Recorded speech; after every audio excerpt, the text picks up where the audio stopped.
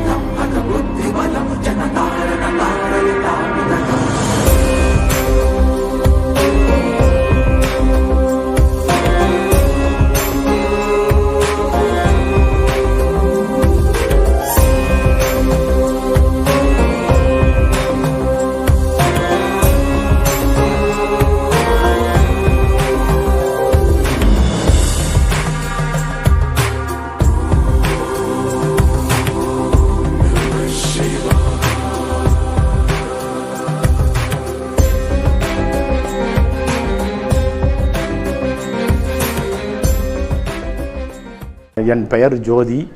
இந்த கோயிலில் அவருக்கு சேவை செய்து பூஜை செய்பவர் நான். அருள் திரு குருலிங்க சுவாமிகள் ஜீவசமாதி ஆலயம் சைதாப்பேட்டை சென்னை 15 காரணீஸ்வரர் கோவில் தெருவில் அமைந்துள்ளது. இவர் சமாதியாகி 134வது குரு பூஜை இன்று நடந்து கொண்டிருக்கிறது. 1887வது வருஷம் கார்த்திகை மாதம் 4ஆம் சோமவாரம் இவர் ஜீவசமாதி அடைஞ்சார். இவர் வந்து விருதாச்சலத்தில் பிறந்தவர். வீரசைவ பரம்பரையில் பிறந்தவர். சிறு வயதிலேயே ஆன்மீக ஈடுபாடு அதிகம் இருந்ததால் சுற்றுப்புற சிவன் கோயிலில் சேவைகள் செய்து படிப்படியாக சென்னை வந்து அடைந்தார். இது வந்து 200 வருஷத்துக்கு முன்னே நடந்தது. அப்பொழுது இதே தெருவில் காரணீஸ்வரர் கோவில் உள்ளது. அந்த கோயில் சிறிய சிவன் கோயிலாக இருந்தது. அந்த கோயிலில் தங்கியிருந்து வரும் பக்தர்களை அணுகி இந்த கோயிலுக்கு போய் இருக்கும் அமைப்பு குருலிங்க சுவாமிகள் அதை விரிவுபடுத்தி கட்டினார். அங்கே சமாதி ஆக வேண்டும் என்று விருப்பப்பட்டார்.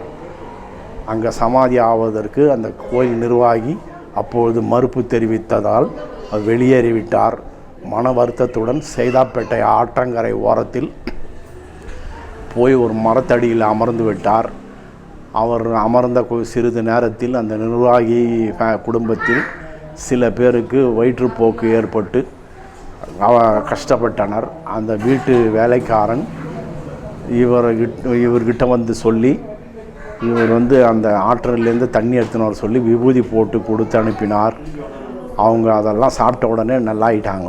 யார் கொடுத்ததுன்னு அது கேட்ட உடனே இந்த மாதிரி இவர் தான் குருலிங்க சாமிகள் தான் கொடுத்தாருன்னொடனே, அவர் எங்கே இருக்கார், காலையில் நான் வந்து அவரை மனம் வருந்துற மாதிரி பேசிட்டேன், அதனால் அவர் வந்து நான் பேச தப்பு தான், அவரை சமாதானம் பண்ணணுன்ட்டு ஊர் மக்களை எல்லாம் திரட்டி கொண்டு அவரை போய் சமாதானப்படுத்தி திருப்பி கோயிலுக்கு வாங்கன்னு அழைத்து கொண்டு வரும்பொழுது, கோயில் வந்து என்னுடைய சொந்த ப்ராப்பர்ட்டி இல்லை, அது பொது ப்ராப்பர்ட்டி, அதில் இடம் கொடுக்கறதுக்கு எனக்கு ரைட்ஸு கிடையாது, அதனால் வேறு எங்கே ஏதாவது கை காமிங்க, நாங்கள் உங்களுக்கு அந்த இடத்த ஏற்பாடு பண்ணி தரேன்னு சொன்னாங்க. அந்த சொல்லும்போது இந்த இடத்த கிராஸ் பண்ணி போகும்போது இந்த இடத்துலையே உக்காந்துறேன்னு சொல்லியிருக்கார். அந்த உடனே இந்த இடத்தினுடைய நிர்வாகியை ஒருத்தர் பிடிச்சி இந்த இடத்துல அந்த இடத்த சாமிக்கு ஒரு அன்பளிப்பாக கொடுத்துருக்காங்க. உடனே இந்த இடத்துல ஒரு குடில் மாதிரி போட்டு அவரை இங்கே தங்க வச்சு மறுபடியும் கோயிலுக்கு போயிட்டு சேவை செஞ்சுட்டு இருந்தார். 1887 வருஷம் கார்த்திகை மாதம் 4ஆம் சோமவாரம் சமாதி ஆக போகிறேன்னு ஒரு மாதத்துக்கு முன்னே அறிவித்தார். அறிவித்த உடனே எங்கே ஆக போகிறீங்கன்னு கேட்ட உடனே இதை மாதிரி நான் இப்போ இருக்கிற இடத்துலையே ஆயிடுறேன் சொன்ன உடனே இங்கேயே ஏற்பாடு பண்ணி கொடுத்தாங்க. இங்கேயே அன்றைக்கி இரவு 12 மணிக்கு ஊர் மக்களெல்லாம் ஒன்று திரண்டு வந்து அவர்கிட்ட ஆசீர்வாதம் வாங்கி இரவு 12 மணிக்கு ஜீவசமாதி அடைஞ்சிட்டார். இன்றைக்கி காலையில் விசேஷ அபிஷேகம் நடைபெற்றது, மத்தியானம் அன்னதானம் நடைபெற்றது. வருடம் வீதி உலா சாமி குரு பூஜை அன்று காலை அபிஷேகம் முடிந்ததும் மதியம் அன்னதானம் முடிந்ததும் இரவு 7 மணிக்கு சாமி வீதி உலா சென்று வருவார். இந்த வருடம் இந்த கொரோனா பாதிப்பால் அரசாங்கத்தில் அனுமதி கிடைக்கவில்லை. சாமி அவர்கள் வீதி உலா செல்வதற்கு வாய்ப்பில்லை. அதனால் இன்று சாமி இங்கே அலங்காரம் செய்து இங்கே வைத்து அலங்கார வீதி உலா தரிசனம் கோவிலிலே நடைபெறும்.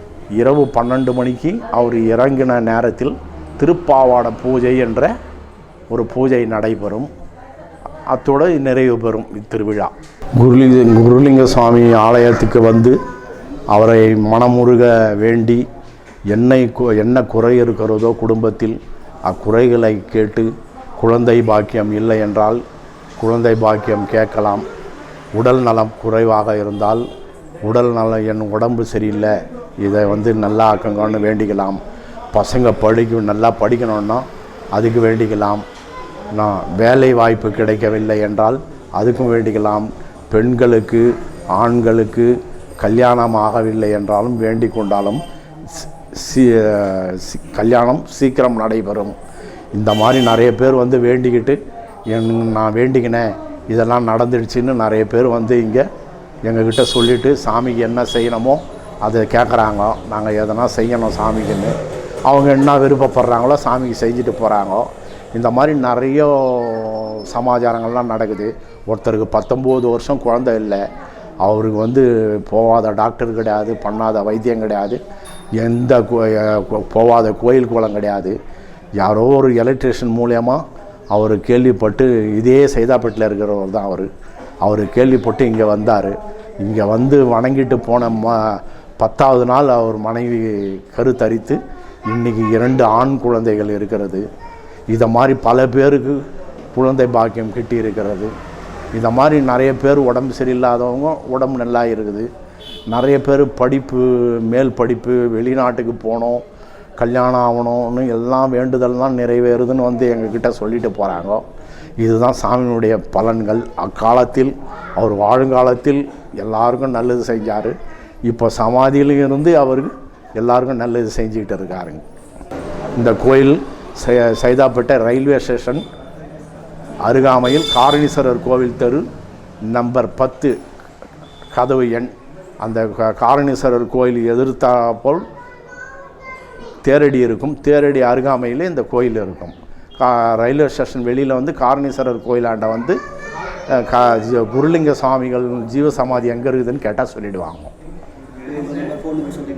ஃபோன் நம்பர் எனது நம்பர் வந்து 9840282272. இந்த வீடியோ உங்களுக்கு பிடிச்சிருந்ததுன்னா லைக் பண்ணுங்கள், கமெண்ட் பண்ணுங்கள், ஷேர் பண்ணுங்கள். உங்களுக்கு தெரிஞ்ச சித்தர் விஷயங்களை நம்ம சேனல் மூலயமா வெளிக்கொண்டு வரணும் அப்படின்னா நீங்கள் இந்த நம்பரை தொடர்பு கொள்ளுங்கள்.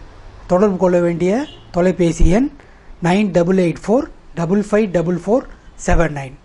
உங்களோட ஆதரவை என்றும் எதிர்பார்க்கும் சித்தர் புத்தகைய சேனல் நிர்வாகம். நன்றி, வணக்கம்.